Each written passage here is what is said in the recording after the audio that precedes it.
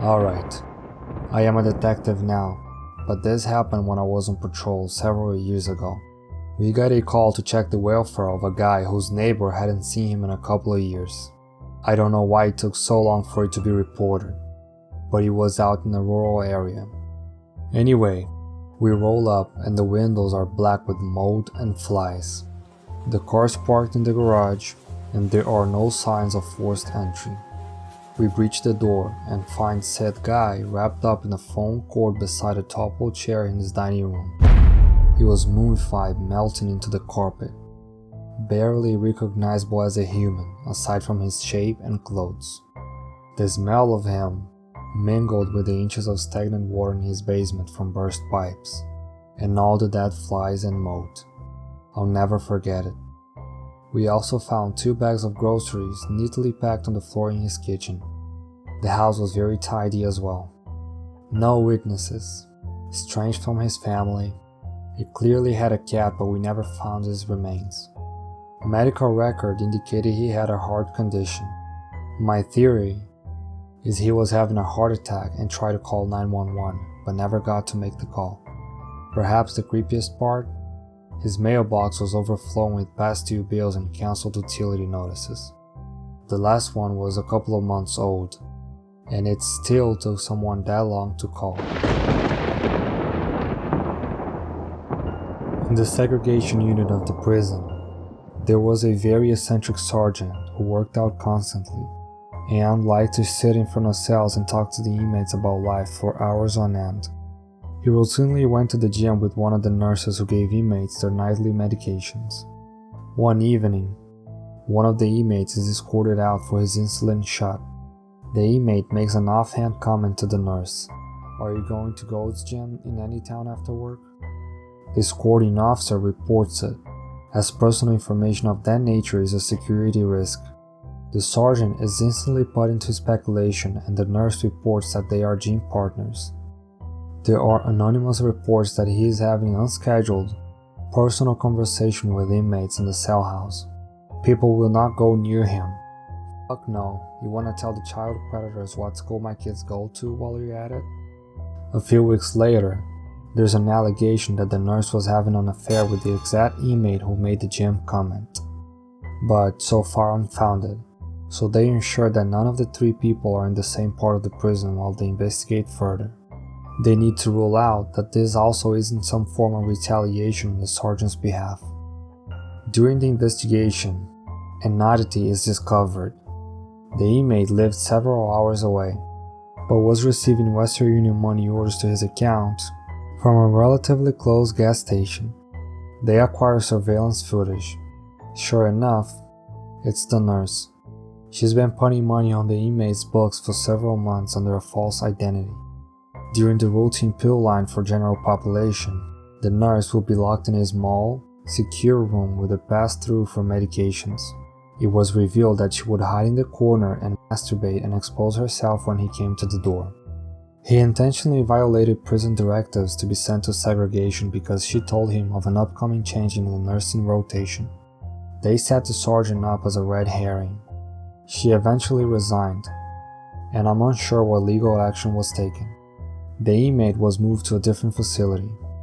Custodial sexual misconduct is treated as a very serious affair, especially given the strict nature of Federal Prison Rape Elimination Act laws.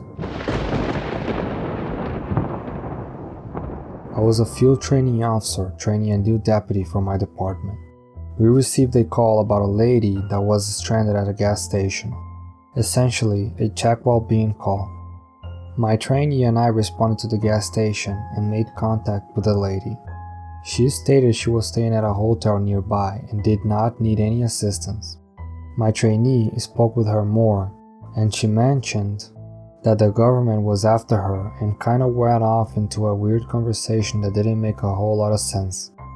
On her car she had a bunch of missing posters of a man that went missing from the state of California. I asked about the missing man, and she told me it was her husband and he went missing years ago and she was on a mission to find him.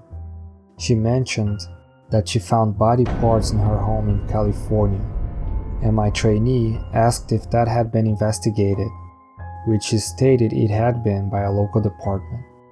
Out of curiosity, I asked her what kind of body parts she found in her home, and she stated, human toes.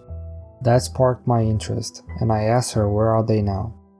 The woman looks me in the eye and states, they are in my purse, would you like to see them? In complete shock, I tell her, of course. And I'm thinking to myself, there's no way this woman has body parts in her purse. Surely enough, we walked over to her car. She reaches in and grabs a medicine bottle filled with formaldehyde. Inside the bottle of formaldehyde, there are 3 human toes, big toe and 2 smaller toes.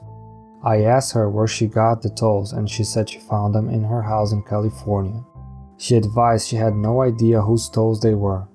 It should be noted that the bottle of formaldehyde had medical tape around the cap indicating it was sealed. Long story short, I made contact with my investigator and we determined it was not illegal to possess human toes in the way she had them. Of course, I'm thinking she murdered her ex and cut his toes off and kept them for some reason.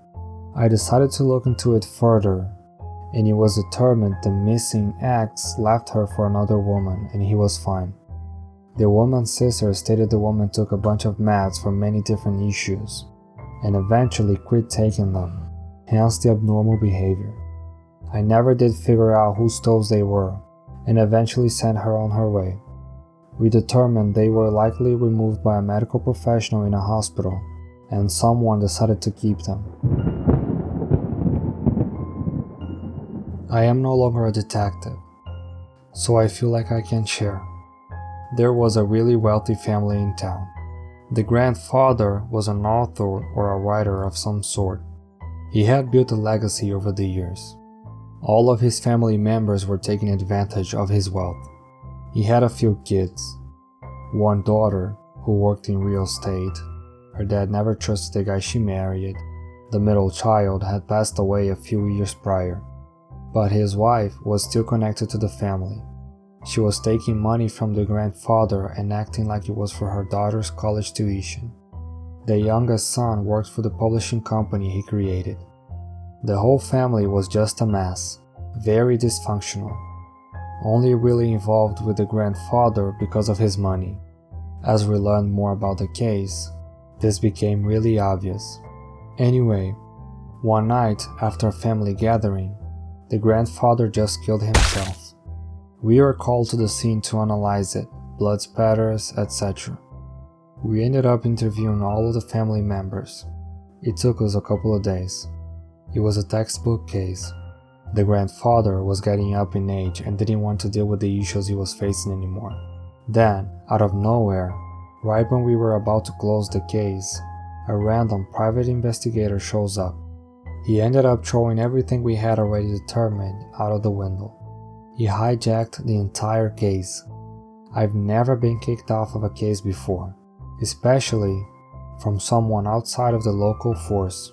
Yet, there we were, being told what to do by a private investigator. Long story short, he found out the grandson had actually planned the old man's murder. Things didn't go as he planned, but after about 90 minutes, we finally were able to figure out what happened. I'll never forget that case. I replay it over and over again all the time. I actually just replayed it the other night.